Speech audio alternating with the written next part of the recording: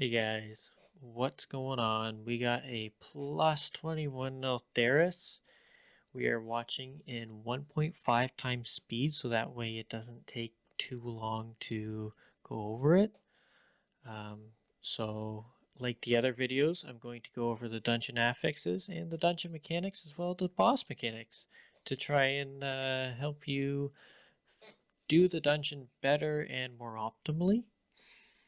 So the first thing I'm going to talk about is the dungeon affixes. So first we got Fortified, which increases the dungeon trash mob damage and HP, making them more difficult to deal with.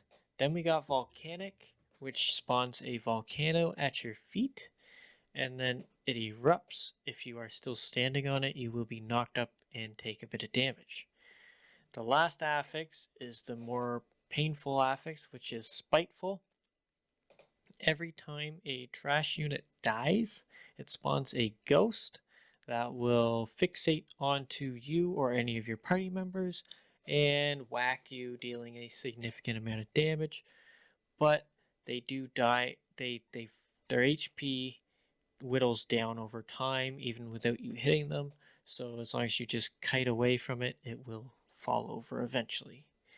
And on to the trash. So this Thaumaturge Mage, I really don't know how to say that. Um, it works with conjunction to these ore elementals. Basically, they're going to do a cast called Molten Core. What that does is it turns it into a forge elemental, causing it to erupt fire damage every 1 or 2 seconds. Every time it goes off, it increases the damage of the next one by putting a dot, or not a dot, but a debuff on you, increasing it by, I think, 50%. So if the Molten Core goes off, make sure you focus down that Forge Elemental as fast as possible, or your group will wipe, sadly. It does do a significant amount of damage. Other than that, the Ore Elementals on their own are not an issue at all. The only other cast you have to worry about is the cast from the mages. Again, they do a magma conflagration. Basically, that is a beam. As long as it is not technically interruptible, but you can knock up or stun the unit, and that will cancel the cast. Other than that, it's mostly just damage going out towards the tank, other than a couple swirlies appearing, which you can just run away from. But onto the first boss, which is Magmatusk. So this guy is usually the first boss everybody goes to. He's also the group wiper, and whether or not the group can do the boss or do the dungeon. So every time he does that lava spray, it's going to pick a random target and it's going to do a cone around that target. If the target moves, he moves with them, obviously. So make sure you avoid hitting your teammates. And then he'll do a volatile mutation. Basically, that's going to put a dot on you, but every time he casts it, he gains a stack, increasing the duration of the dot. So it gets out of hand if the boss takes too long. And then he does a charge effect where he charges towards a wall, the blazing charge right here, and then he spawns those waves. You have to make sure you dodge them. They do quite a lot of damage, and he's usually going to be standing in lava, which is another thing. If he's in lava, he's gaining 25% increased damage, so make sure your tank is not allowing him to stand in the lava the full time. So yeah, that boss is a group killer. Basically, groups will get there, and if they can't kill him, they fall apart, and that's about it. So if you've been in this dungeon, if you had that happen, you know why. But yeah, so these little birds, they don't do anything really. They're just annoying. That's it. But onto these guys, the hunters. They do a dragon strike. They're gonna target someone at random, and put a dot on them. So be careful. And then as you see, I grab that skull and chain there. That's going to give you a debuff and technically a buff, I guess. Basically, you're going to get a chain tethered to you. If you run that through mobs, it's going to do a massive AoE damage. As you can see on my detail meters, it did 60.33 million damage. Yeah, that is a must-have in this dungeon. If you don't do it, I don't know if you'll ever time a 20 in this dungeon. I'm sure it's possible. I don't see why it wouldn't be, but it it makes it significantly easier. But on to Chargath.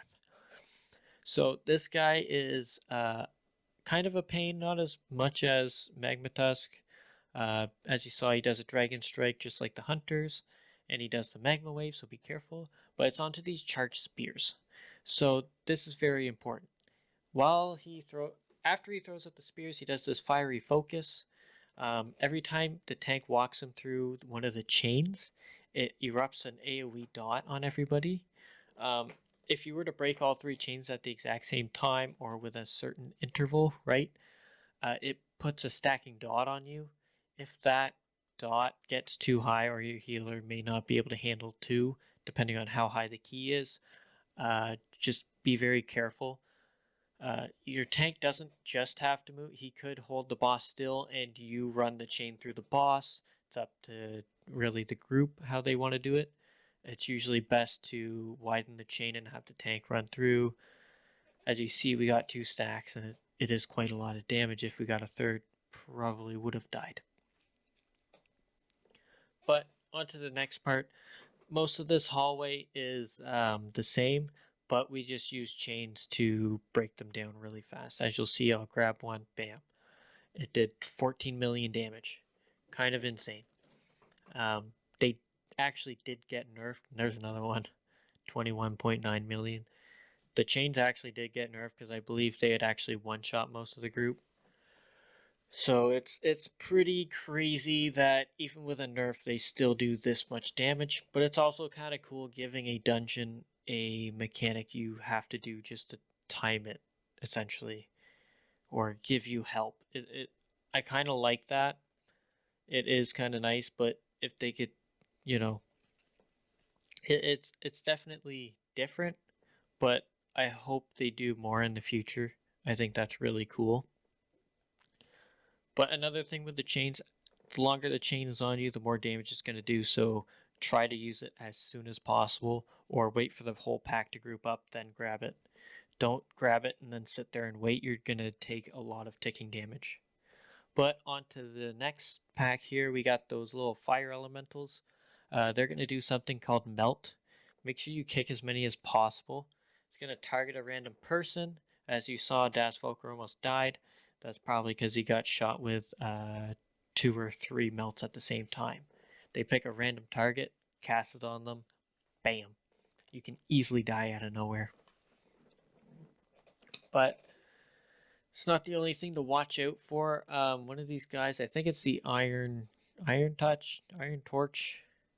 Can't read that. Anyways, they cast something called Mode of Combustion, I believe.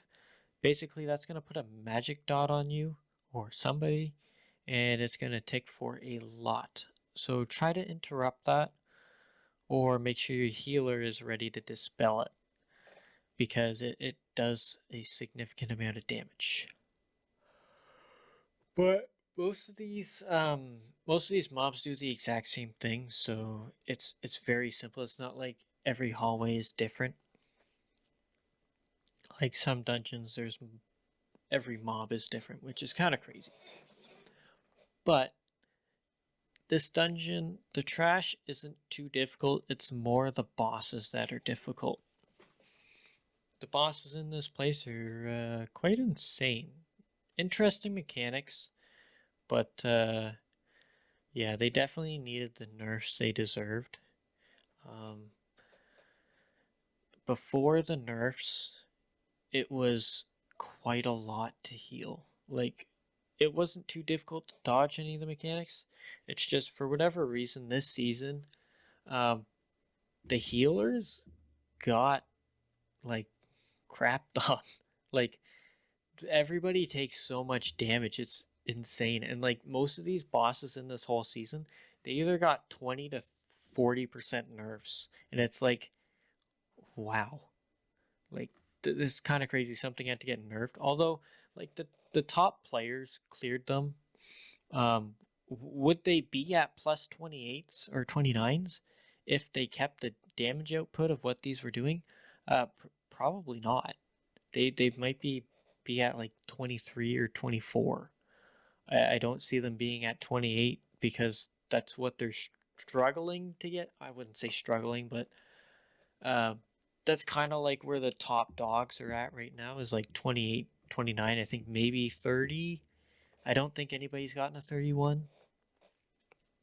But anyways, on to Forge Master Gorek. Basically, he's going to swing his hammer against the anvil there, doing AoE damage. Then he's going to throw his shield, which puts a dot and a X pattern of swirlies, so be careful where you're standing. It's going to hit 3 people, so be careful where they are too. Then he throws his hammer into the forge, which sends out these swirlies as you see. So, non-stop damage.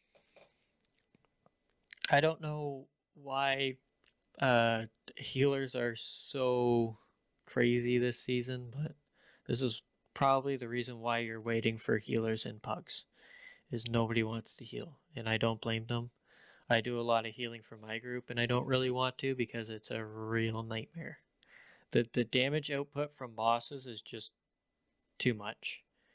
They need to tone it back, um, and like healing output as well. Like they matched healing output with the damage output, but it's so weird. Like you go from not 100% to 30%, and then the healer heals you instantly back to 100%. I don't think that's how healing should be.